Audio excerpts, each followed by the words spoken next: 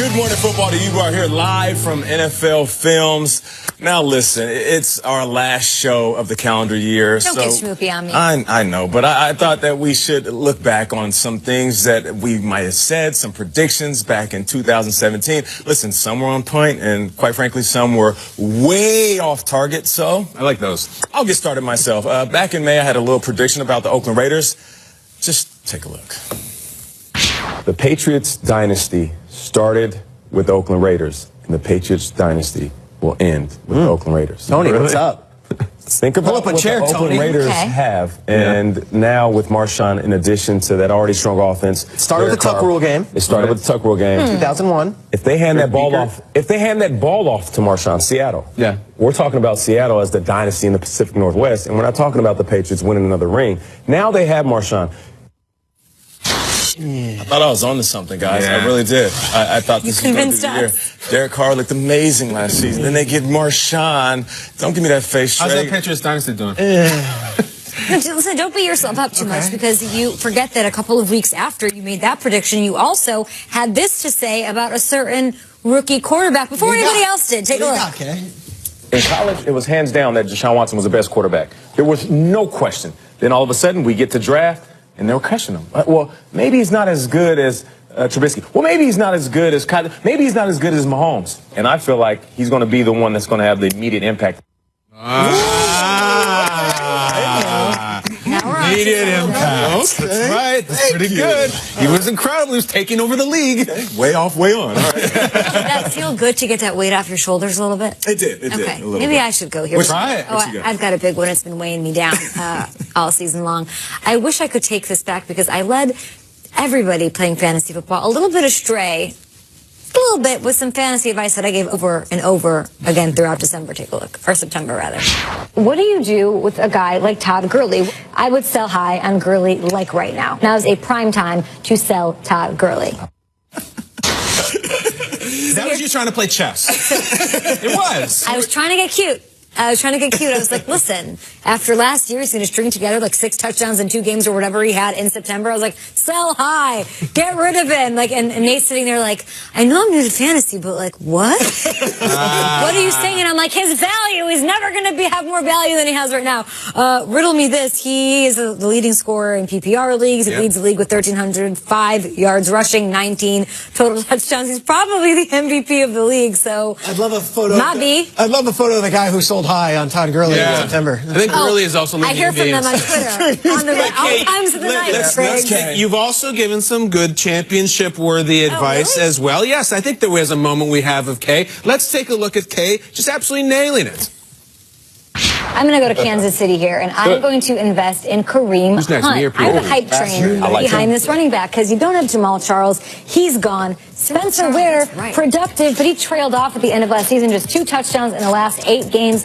Kareem Hunt can catch as well. 41 catches his senior year at Toledo. Nobody's talking about him. June 19th. Okay, okay. June 19th. Okay. I feel like our show a little bit put the 3rd rounder out of Toledo on the map, and he ends up as a top 5 guy in PPR scoring at the running back spot. Okay. 3 months before he blew up. That's right. I love it.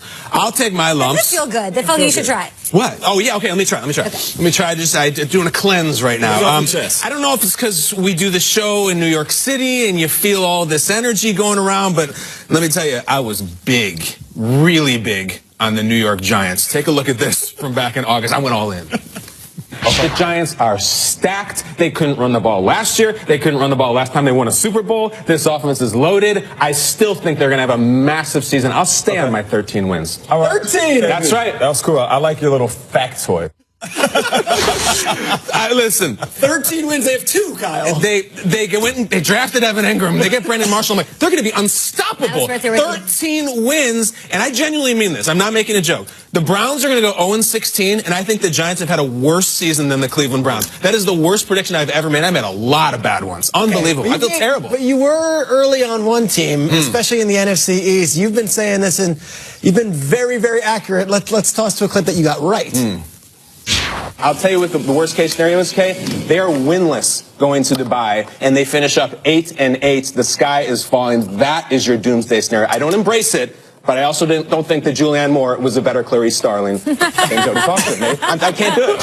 I love that. I remember that well. I remember once we were talking at a production meeting about the Cowboys, and I'm like, I think they're going to go 8-8, and we leave them. I was shocked. Yeah, Eric and Peter goes like, dude, Cowboys 8-8. That's a good take. You should get that on the air. I'm like, I genuinely feel that way. I thought you manufactured it. Like No. Listen, I'm like, that'll go viral. Listen, I remember that day. I was talking to you, and I was You were like, so "You're out of your upset about mind." it. I was so mad at What you. I like about that is that I missed the original Silence of the Lambs thing Yes. because they talk in my ears sometimes, and I missed your little one-liners, and I got it on the I think second I was round. doing a whole thing about recasts that are just as love good or that. something. And the best part about any Cowboys prediction is Nate is so emotional about it, and you wanted to fight me.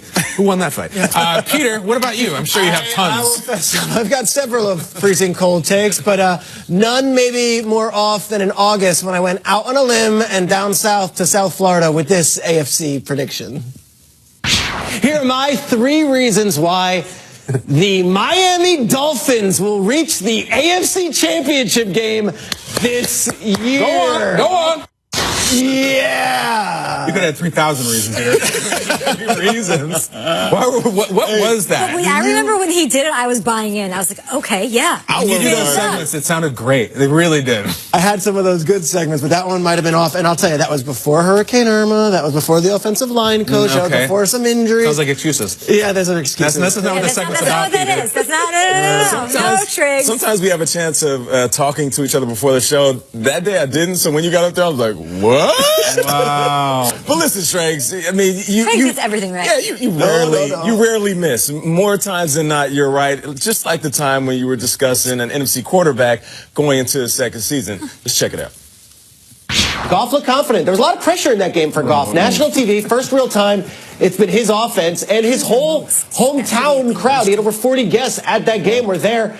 He looked good, 11 for 11 in the red zone. Are you kidding me? He knows how to use his guys, and he's got a lot of weapons. I think Goff can be the most improved player in the NFL this year. I'll say it right now. September 22nd. Okay. That was September 22nd. That is bananas. On the Goff train. You know what? Nobody was on the golf train. No. Name You another couldn't player. find somebody buying stock in Jared Goff. You didn't make any in the offseason? September 22nd? It's a little late, right? Here's my prediction. I think the Jaguars are going to be good this year. That's mine right now. December 29th, whatever it is. Come on. But seriously, though, name another player that's been Who's the most improved player this year? I would say Jared Goff. Goff. It's Jared Goff. He was called a bust last year. Yeah, he's And Strager went out there, and when you said it, people were like, Shrey, calm down. You remember season last year? But I love the fact, see, people joke about it. We even had D'Angelo Williams. He didn't have a win in you guys 7 never played the starts. game, but you know the game. You know the hell out of this game. You talked about the head coach, you talked about the quarterback, and Todd Gurley, and that right there is a football mind. That's what makes you I special, appreciate you. I'll say this. Next year, Dolphins AFC Championship game. Save the clip. Yeah, baby. Save it. Run it.